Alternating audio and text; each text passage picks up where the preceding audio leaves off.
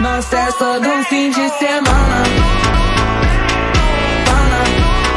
De semana.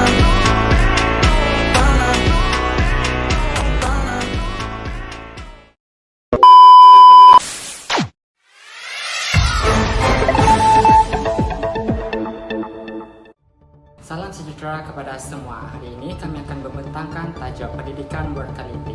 Sebelum itu, saya akan memberi maksud terlebih dahulu tentang pendidikan berkualiti. Matlamat Pembangunan Mampan 4, pendidikan bermutu SDG 4 berkisar mengenai pendidikan berkualiti dan merupakan antara 17 matlamat pembangunan Mampan yang ditubuhkan oleh Pertubuhan Bangsa-Bangsa Bersatu pada September 2015. Tajuk penuh SDG 4 ini ialah memastikan pendidikan berkualiti secara inklusif dan saksama dan menggalakkan peluang pembelajaran sepanjang hayat kepada semua. SDG 4 mempunyai 10 sasaran yang diukur dengan 11 petunjuk. 7 sasaran hasil ialah pendidikan rendah dan menengah percuma, akses sama rata kepada pendidikan prasekolah berkualiti, pendidikan teknikal, vocational dan tinggi yang berpatutan, peningkatan bilangan orang yang mempunyai kemahiran yang relevan demi kejayaan kewangan, penghapusan semua diskriminasi dalam pendidikan, literasi dan numerasasi sejagat, dan pendidikan pembangunan mampan dan kewarganegaraan global. 3 cara mencapai sasaran ialah membina dan menaik taraf sekolah inklusif dan selamat, menawarkan beasiswa pendidikan tinggi bagi negara membangun, dan meningkatkan jumlah guru yang berkelayakan di negara membangun.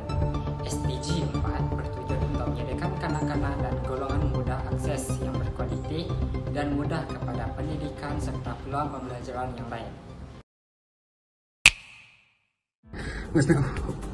Baupan kerajaan Persib hutang mengatakan pendidikan sehat egoitan biaya persekutuan di Malaysia mempunyai sistem pendidikan tersendiri di Malaysia.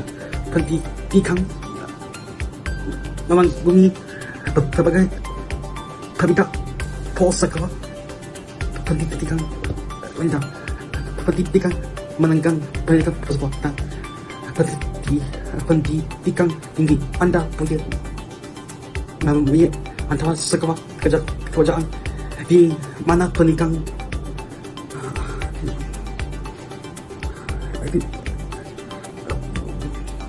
adalah percuma untuk banyak Malaysia. Sekolah swasta atau pengkaji di rumah untuk pelajar di Malaysia. Sekolah antara bangsa dan swasta mungkin menggunakan yang tujuan pendidikan rendah adalah wajib ikut undang-undang seperti dan banyak negara di kawasan Asia Pasifik.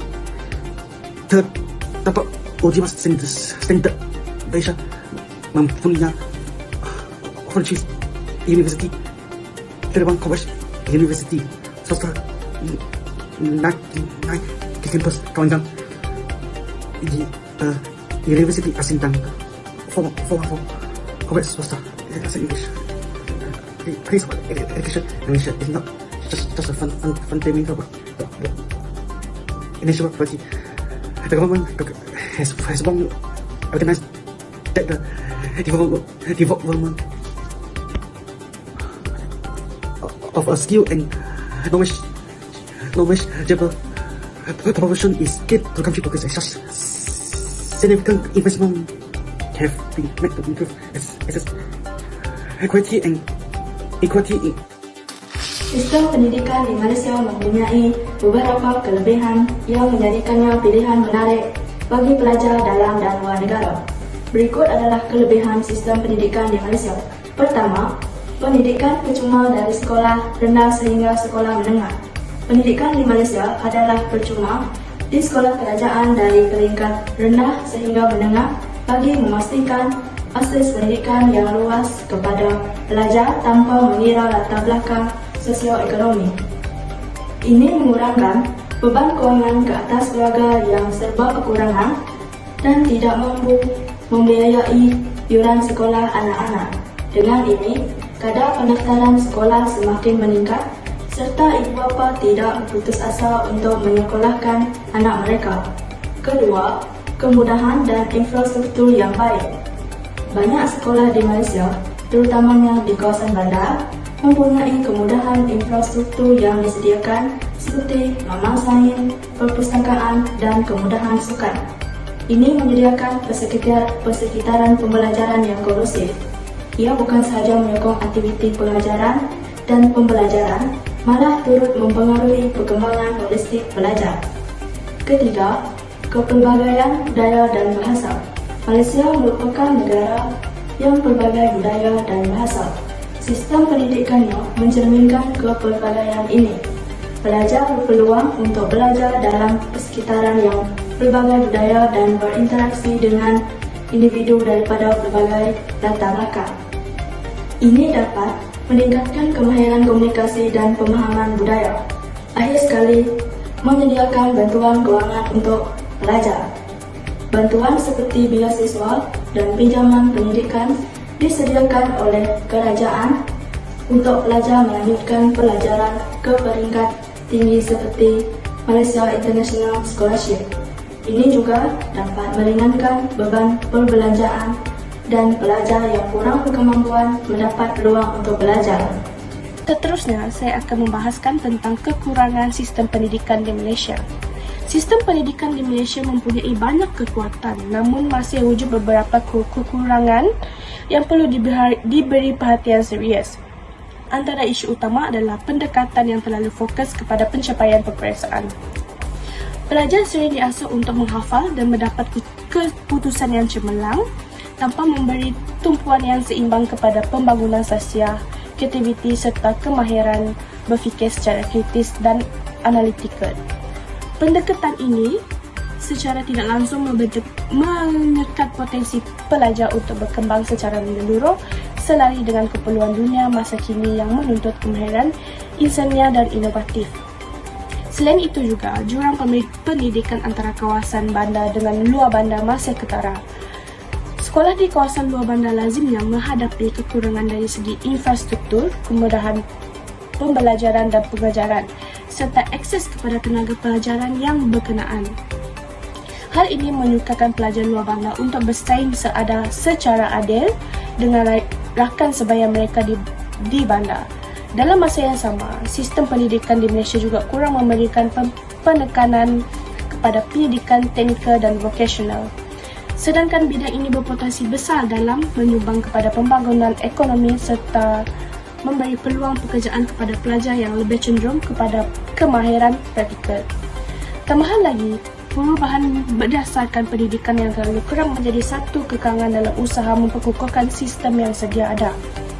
Pertukaran kerajaan sering membawa kepada perubahan polisi dan pelaksana yang tidak konsisten, menyebabkan guru dan pelajar sukar menyesuaikan diri, kandungan kurikulum yang padat dan ada kalanya tidak relevan dengan kehendak industri, juga menyumbang kepada tekanan terhadap pelajar. Untuk memastikan pendidikan Malaysia benar-benar terkesan dan eksklusif, perlu ada reformasi menyeluruh dan menekankan keseimbangan antara akademik dan pembangunan insan, kesamarataan akses pendidikan serta kesinambungan dasar pendidikan yang jangka panjang.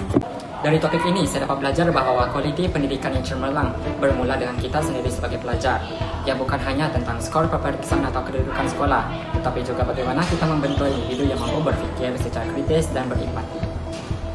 Dari topik ini, saya belajar bahawa sebagai seorang pelajar, mestilah memiliki peran penting dalam menciptakan dan menjaga kualitas pendidikan.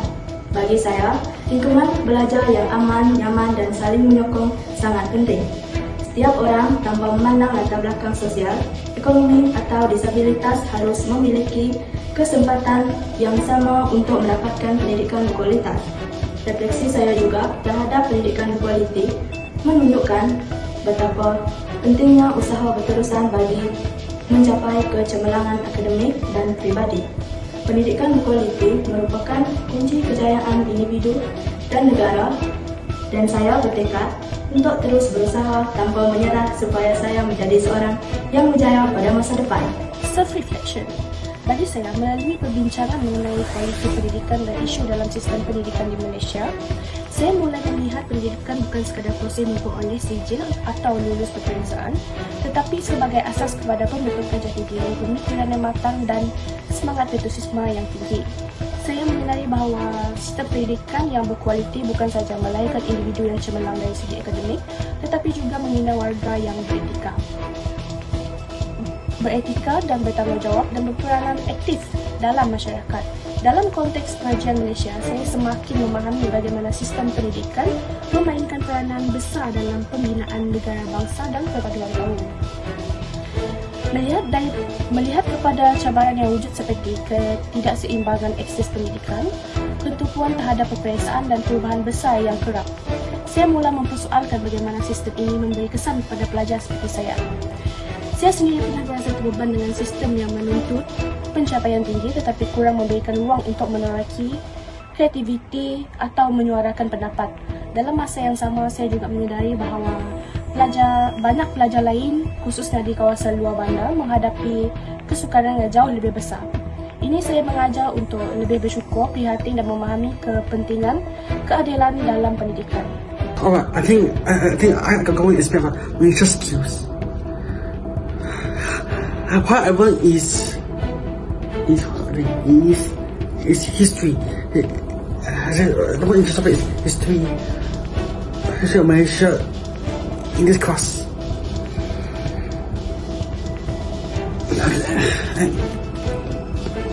And my favorite topic is the learning about the Hainan system and a little bit history.